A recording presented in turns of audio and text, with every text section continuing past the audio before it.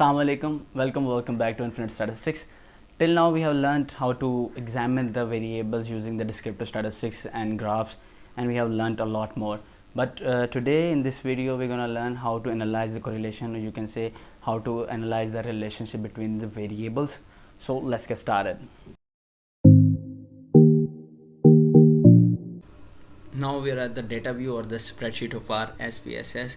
आप लोग देख सकते हैं the data we have used in the last videos, वही डेटा हम लोग अभी यूज़ कर रहे हैं.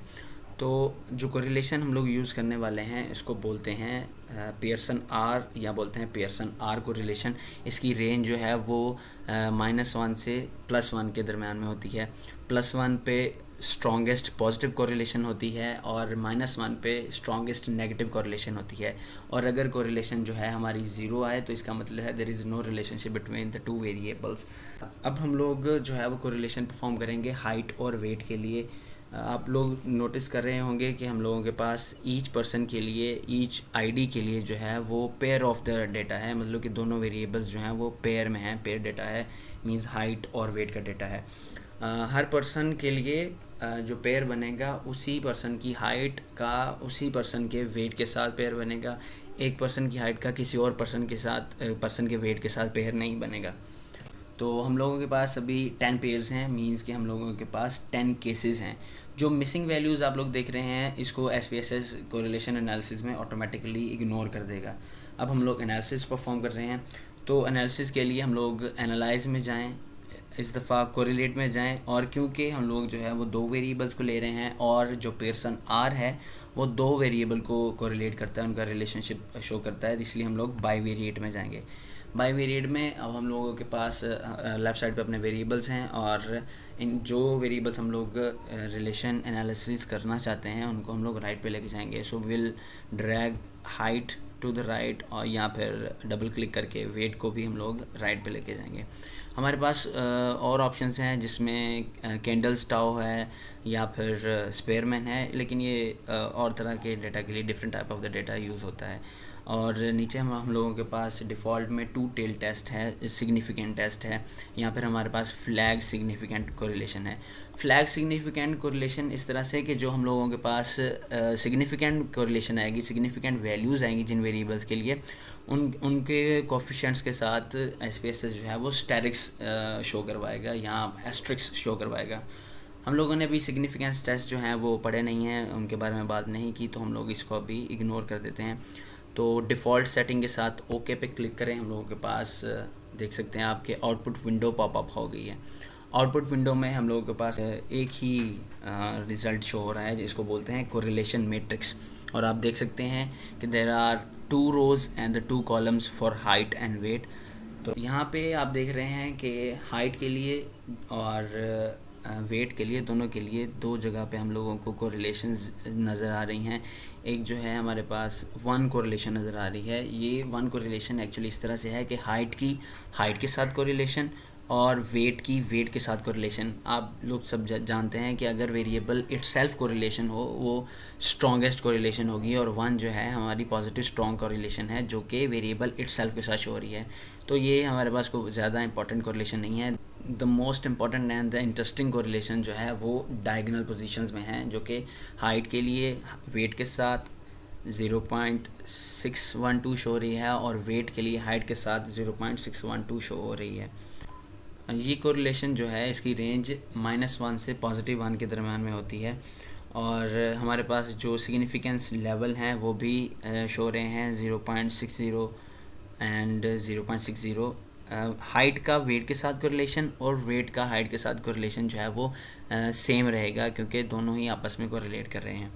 हमारे पास जो कोरिलेशन है हाइट और वेट की वो 0.612 है, जो कि एक स्ट्रॉन्ग कोरिलेशन को शो करवाती है, यानी इन दोनों वेरिएबल्स में एक स्ट्रॉन्ग रिलेशन है.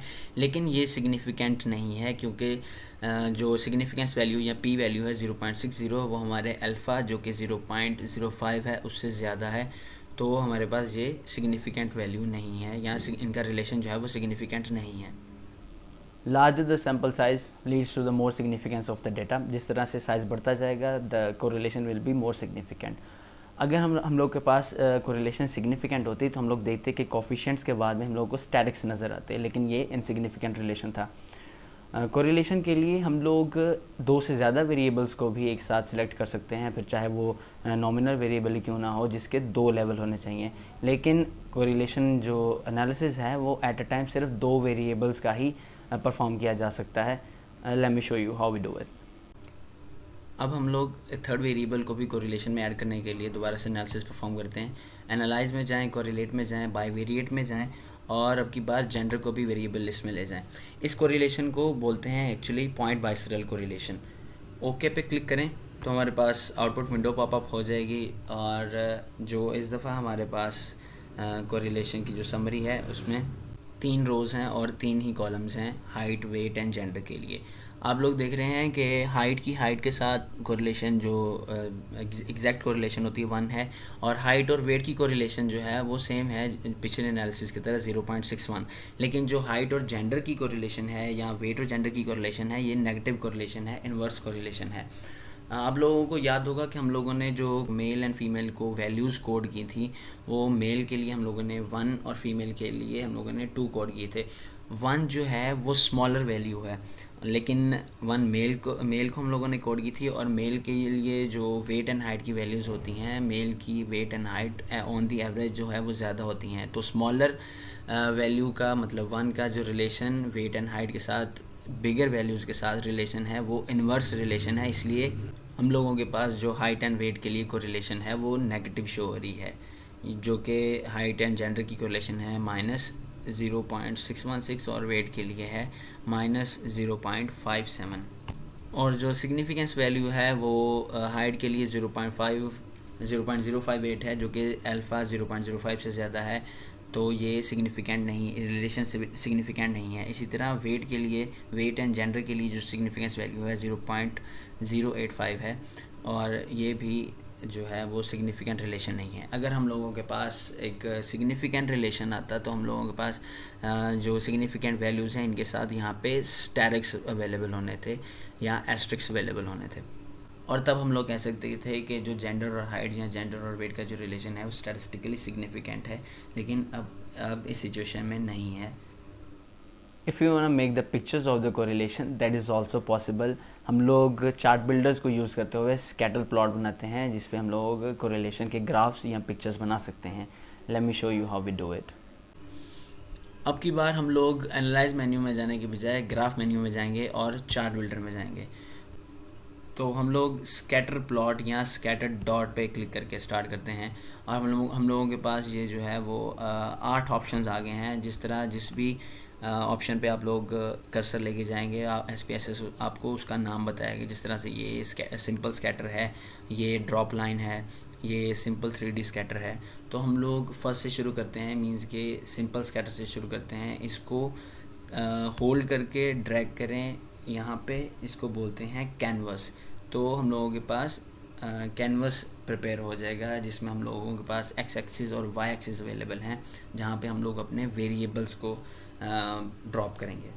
सो we gonna drag height into the X axis to predict the weight, और इसी तरह वेट को जो है वो वाई एक्सिस में ड्रैग कर देंगे।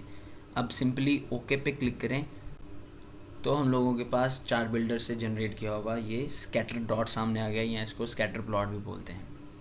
There is a lot more with the correlation like the scatter plot or other types of the correlation। यहाँ हम लोग कुछ वेरिएबल्स को यूज़ करते हुए दूसरे कुछ वेरिएबल्स को भी प्रेडिक्ट कर सकते हैं, इसको रिग्रेशन बोलते हैं। अभी के लिए बस इतना ही। In the next video I'm gonna let you guys know how to check the reliability or how to check the normality of the data. Till that, take care of yourselves. Goodbye.